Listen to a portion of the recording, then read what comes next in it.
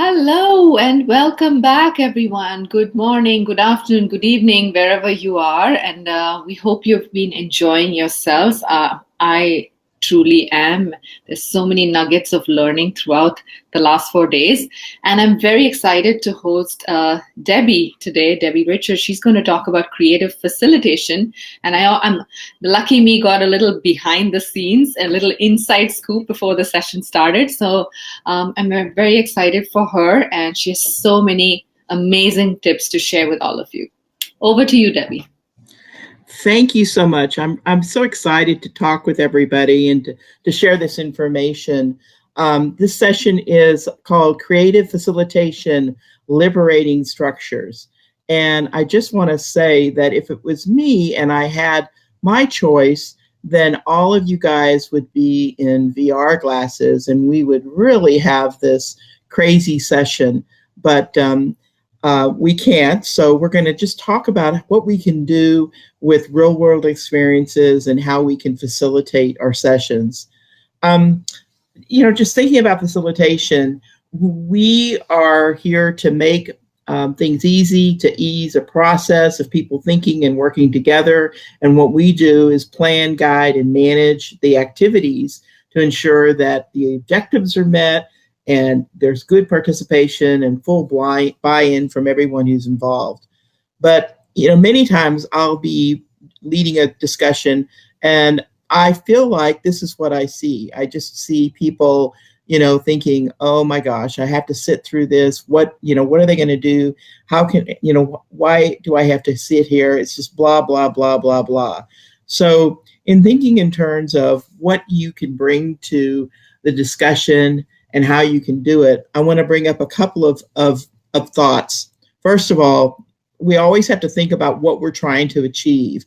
And for me, I do a lot of facilitation and try to use technology to really make an impact. But when you do that, you have to think about how big your audience is to know whether or not whatever you're going to use is going to work effectively. And then what technology constraints you might have. Can people use the technology that you're going to be presenting? And then also, how much time do you have in what you're doing? So these are all things that we need to consider as we're going through and building our facilitation exercises. So when I do some of these exercises, sometimes I feel like I'm talking through a megaphone, and I've got some things that I'm not sure whether or not they're working effectively. So I'm always thinking about what are the kinds of things that might work effectively for this audience. And I'm going to share a couple of engagement examples that I know we've used. And then I want you to go ahead in the feed and just put a few others that you might think of. So some of the examples that I can share are having breakout rooms. We do a lot of that when we have our Zoom meetings, whiteboards, polls, activities. So what are some other things that you can think of that we would have in this in these activities? I'll let you go ahead and put something in there if you want to as well.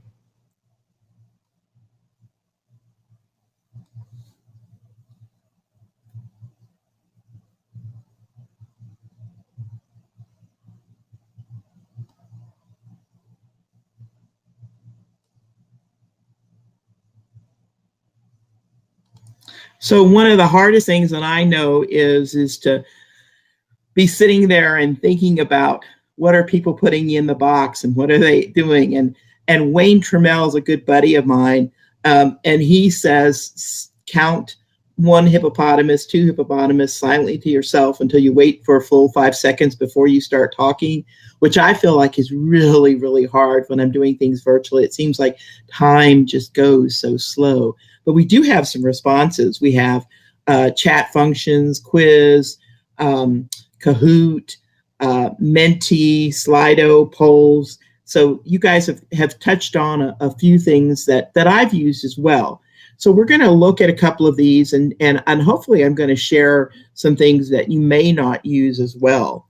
So the first one we're going to look at is Slideto. I hope that's the way you called it, but that's one of the ones that I use a lot because the thing I like about it is, and I don't know if any of you have tried it, but there's a beta version of this that allows you to actually put Slideto directly into your PowerPoint. So I'm going to open up a poll real quick and ask you to go ahead and participate in this poll. This one is, hand on heart, are you wearing PJs right now? And then let's have you go ahead. You're gonna go to slido.com and you'll put in the access code, and let's go ahead and answer that poll. And as you're answering the poll, we're going to be able to see your answers on the screen.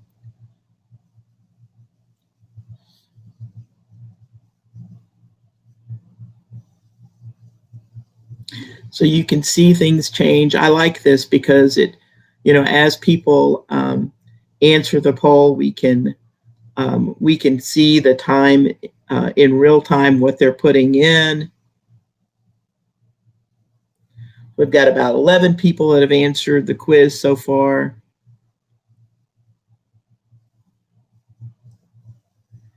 And so that's pretty good. Let's go ahead and do this next one. So here's the next one. Let's pick 2 topics we want to discuss in the next 5 minutes. All right, so you can either scan the, you can go in and answer the question. Again, I like this because it's real time and you can see that information there.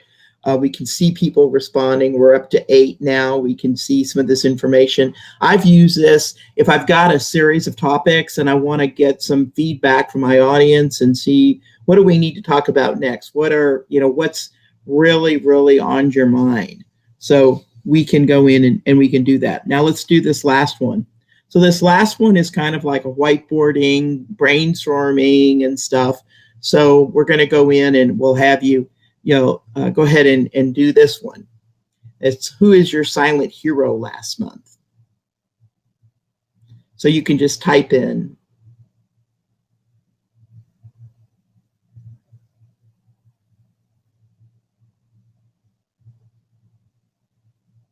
And as we have people that like word cloud, as if more people pick the same answer, then those items get bigger and bigger. All right, really good. All right, so let's talk about this. How was the experience? Was it easy to get into this? Did you have any difficulty? Were you not able to get into it? Go ahead and give me some feedback. Tell me, how the experience was.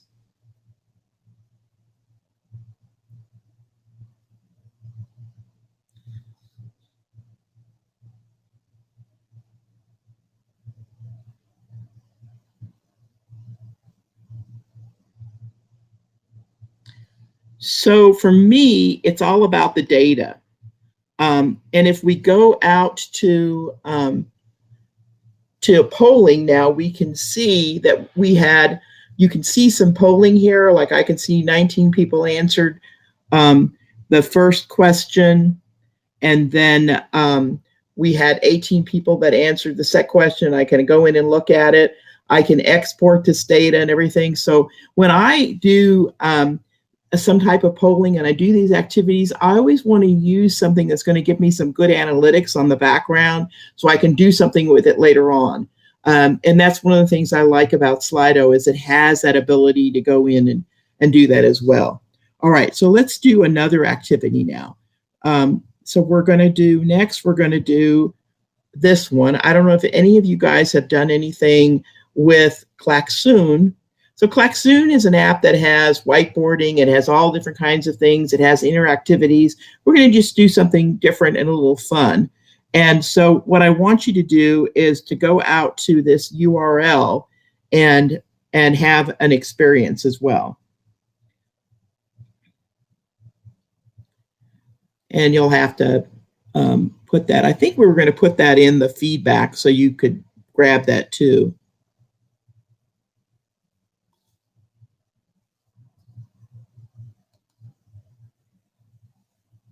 And we'll give you a minute to go out there and check that out.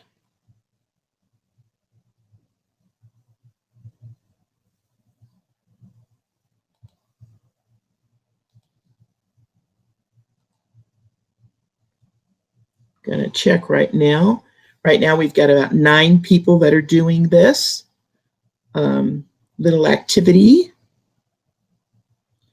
This is kind of a different way of, you could use this to gauge what people know, what they're doing, how they're doing, to just do a quick knowledge check to see what's going on. It breaks up stuff. I like it because it's gamification. It's not difficult to use.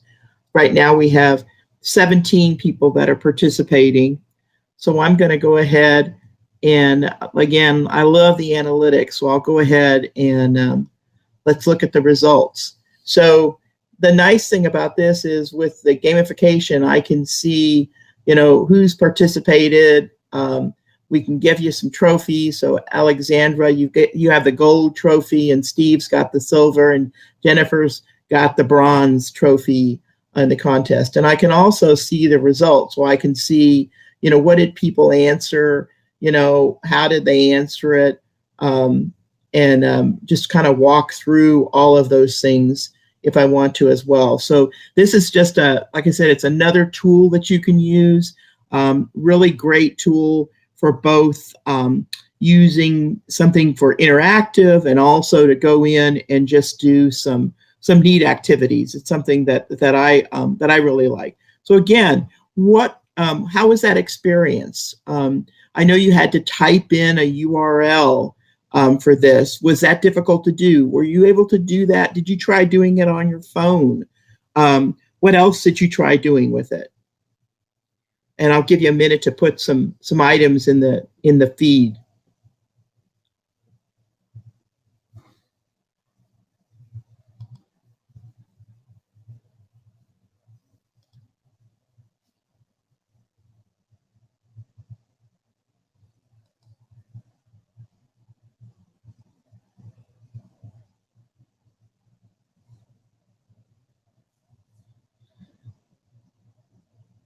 Yeah, so that one wasn't quite as easy to do, and that's some of the comments that you're saying. But one of the things that did work is when we put the link in the chat, you could do it. It's hard when you have to type something in to quickly get to a URL. So having the link in the chat was probably a good idea, so you could go out there and get to it. And there was a comment about putting in your email address. Yeah, so that one, the email address, maybe we could just have a nickname or something so people don't have to do that. Being able to collect that information might have been good in some cases, but maybe not necessary. So those are some of the things that we need to consider. So I just wanted to share just a couple of examples, and I'm going to share something else here in a minute that I think is going to be something that you'll really, really enjoy as well. But one of the things that I love is, and I've been reading this year, is John Chen's Engaging Virtual Meetings book. I don't know if any of you guys have checked that out. John is fantastic for giving you ideas and strategies for bringing teams together. And he has ways to promote engagement and increase that virtual participation. So he also has a lot of different virtual tools that you can use and to set up, and then how to use some of these methodologies in Zoom and Teams and other things that you're doing, and especially how to debrief the participants so you can improve your methods as you do them over line. And I think that that's really, really important. So, I don't get any money to promote John's book, but I would certainly say it's worth its weight, and it'd be something if you wanted to have one really good takeaway, you could go out and grab John's book because it's fantastic. Now, I am going to share one other thing that I absolutely love. And I don't know if any of you have ever looked at this. This is a site called SessionLab. And for me, what I love about it is it's got a whole library of facilitation techniques that you can use and you can adapt. And not only is it for things that you can do in person, but there are things that you can do virtually as well. And SessionLab has its own tool too that you can use. But let's just say I need to do something that's a remote workshop activity. Well, here are 122 different activities that you can go in and use. And if you just go out to sessionlab.com/library, you can get that. And I think we're going to put that URL in the feed as well. But there's tons of different activities. And the thing that I like about it is that when you click on one of these activities, not only do you get a brief overview, it tells you the goals, you get some attachments that you can use, it tells you what materials that you're going to need to use, and then it walks you through some of the activity interactions and all the different things that you can do. And so it'll give you the source of where they got it from as well. But it's wonderful because it gives you the good concrete information that you need to make that activity a success. We don't want to just do an activity and not get good results and get the information out of it. So there's tons of these different activities. And when I saw this particular site, I was just in love because it was just all the different things that I want to do to make my facilitation interesting and engaging, to add a little extra to it, and not have to start from scratch. So there's lots of different topics. So there's teamwork, energizers, ideas, all different things, and you'll see a lot of really good resources that are out here as well. And I hope that you will find this valuable. Again, it's free. If you want to buy the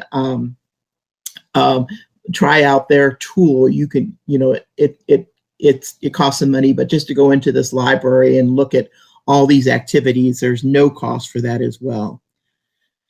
So I pulled an activity out of that thing that I would like for us to do, and I'll go back to my PowerPoint here and share it again. And what I would like for us to think about doing is, let's write a letter to ourselves, just real briefly. Sit down, take a piece of paper, think about some of these facilitation things that we've talked about, and what are you going to do next? Are you going to try out one of these tools that I've shared with you? And then how are you going to achieve your goal in making your facilitation a little more interesting or engaging, so that when your presentations are done, somebody's going to say to you, yes, I get it. I can use this. This is going to help me get the job I want or whatever else I need. And I'm going to be able to really utilize what you've shared. So that was like a fast-paced 20 minutes, I know, and hopefully some of the information that I provided was great. I'm going to open it up to see if you've got any questions, if you've got some things that you would like to ask me as we close out.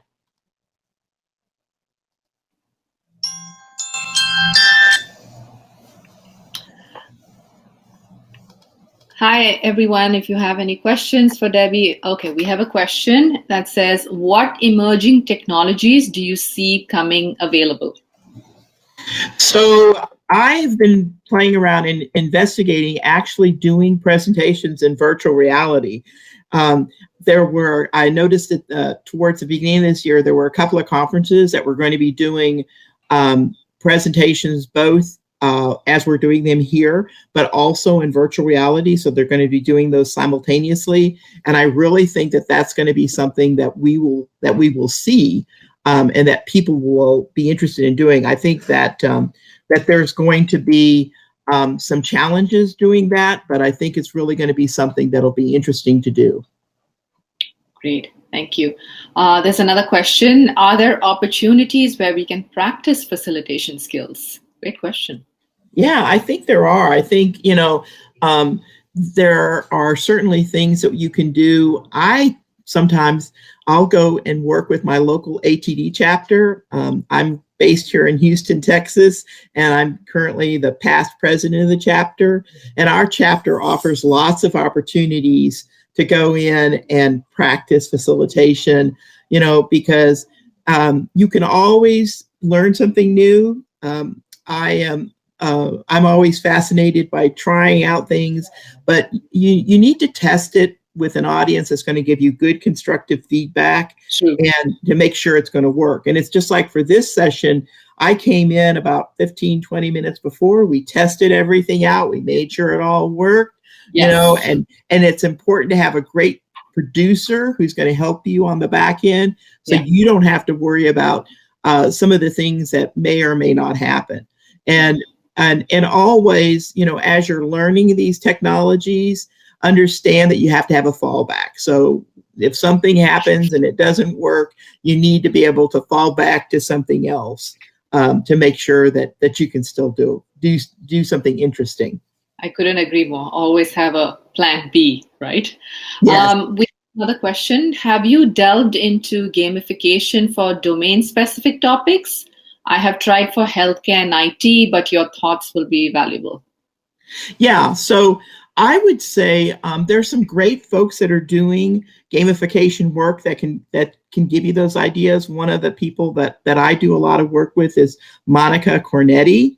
Mm-hmm. And she's a great resource. And so is John. John's a great resource as well to help you understand how to utilize that technology. Excellent. Wow, this has been very helpful, Debbie. I, for one, as an instructional designer, I learned some, lot of useful tools from you, and I look forward to trying that and testing it myself. Great. And it looks like we've got some great feedback in the chat as well for folks. I think people really enjoyed the whole QR code experience, like in the middle of the session. It's also making it very engaging for everyone, that they have something to contribute. So that was very helpful as well. Fantastic. Excellent. Thank you so much for your time with us today and sharing all your wonderful insights. Thank you on behalf of the entire team. Thanks, everybody.